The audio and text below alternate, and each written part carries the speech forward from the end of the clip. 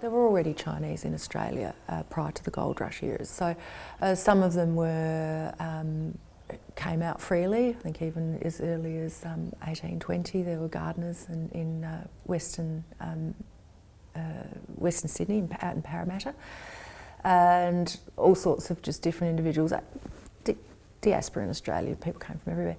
And then you had a situation where when the convicts, when convict transportation ceased, that there was a shortfall in cheap or free labour, and so indentured labourers were actually sent out from China. That was a system that was had already been established with sending miners to places like Borneo in the early part of the 19th century. So it was already an established kind of thing, and so when the gold rushes hit, then more indentured labourers were sent out as a result of that, but also a lot of free men or people that came out self-funded and that kind of thing. Well, their primary journey was to come to the gold rush, but that was made hard by the landing tax, the £10 poll tax, to actually come in through Melbourne and to walk up into the Goldfields. So their journeys were from a distance. They travelled from Sydney, Robe and Adelaide, and then walked here to the Goldfields. So that would have been very difficult. The terrain would have been harsh. Their supplies would have been low. They would have really relied on each other to support one another and to carry not only their provisions but each other here to the Goldfields. I know when they got to Robe, they expected the gold to be right there, just over the hill. Of course, it was 400 or 500 kilometres away. But I don't think they really had much clue as to what they were coming up against at all. So in 1854, the campsites would have been, I imagine, fairly large at that time. A lot of men of range of ages, young and 20s, all, I guess, talking in their own village dialect. It would have been very noisy. Chinese, because they live so close together, they tend to shout rather a lot, especially from the south. Often when you're in places like Guangzhou and you hear people speaking Cantonese, you think they're really angry, but they're not. They're just loud. They would have worked really hard during the day. It would have been dusty, it would have been cold in winter, it would have been boiling hot in summer. I imagine sitting down to their mealtime would have been a huge bond. It would have been like a brotherhood. They would have dealt with quite a lot of hardship, a lot of discrimination. They were stuck together very closely, you know. It would have been their temporary home, but at the same time the home that was welcoming. There would have been inside feuds too, I'm sure. Like any family, there's always a disagreement or two, but it would have been a place of comfort for them, for sure. One of the problems that the Chinese encountered was that the Europeans were quite jealous of them because the Chinese were very organised. They would have their whole group organised. Some would be miners, but some would be the butcher, some would be the gardener, some would do the washing, someone else would do the cooking. So for the Europeans, they'd have to come in from their day of mining and get the wood for their fire and cook their meal and maybe do their washing, but they mostly did that on Sundays because they didn't have to mine on Sundays. Whereas the Chinese were so organised that the miners came in and everything was done for them. And this was one of the things that caused a lot of the friction, because the Chinese were getting more gold because they were able to work longer hours because all of their other things were taken care of. A lot of anti-Chinese legislations and laws were put into place to really limit the amount of opportunities for the Chinese to find gold, and a lot of taxes as well.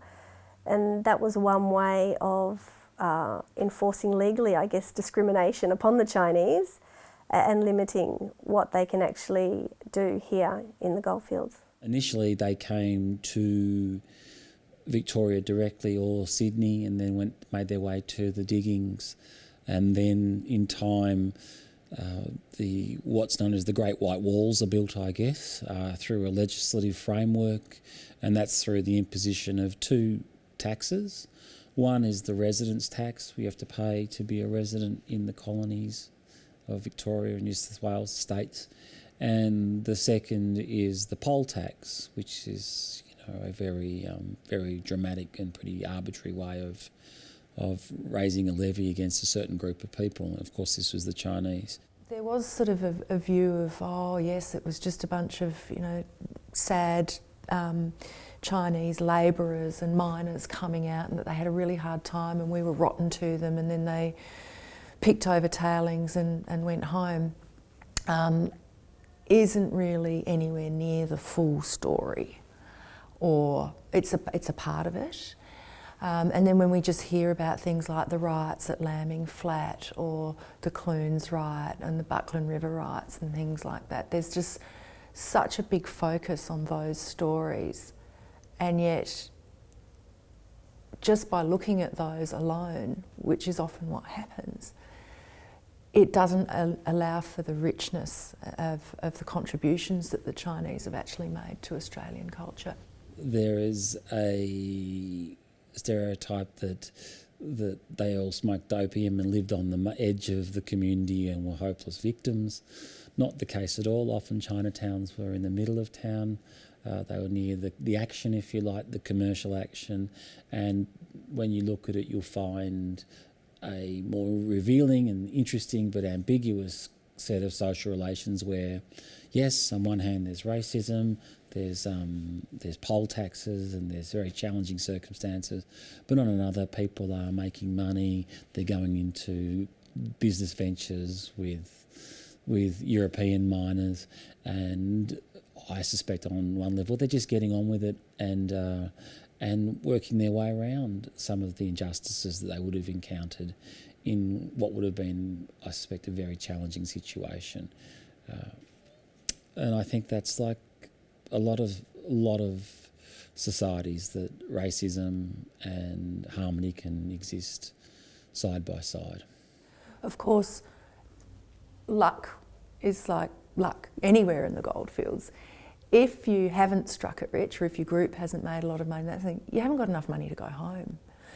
So, or you might not want to go home. You might actually think this is actually better than going back to the drought or the starvation or the opium wars and all the horrible things that were going on in southern China at the time. So how those decisions were actually made by individuals, we can only speculate on that a lot of the time.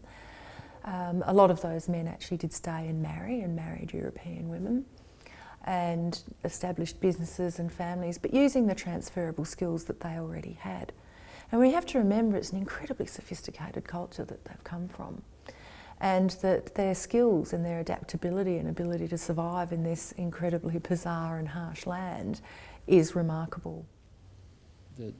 The Chinese involvement in the Victorian rushes, or indeed the Australian rushes, needs to be seen as part of a bigger pattern of the movement of people. And my suspicion is that people's motivations to go looking for gold in the mid-19th century are largely the same wherever they're from. And I think there's two things. There is the material self-interest. I mean, if you're going gold seeking, as David Goodman put it, then you're there to make money.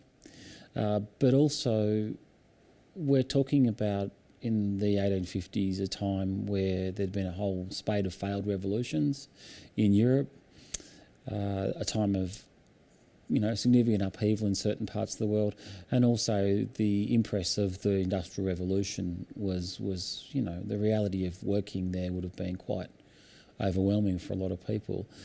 So the chance to have your own autonomy, what's known as Jack was as good as his master, that must have appealed to some people. It would have been, you would have come out here, you could have won your fortune, and obviously had a very different life than working in the mills of the British Midlands for the rest of your life.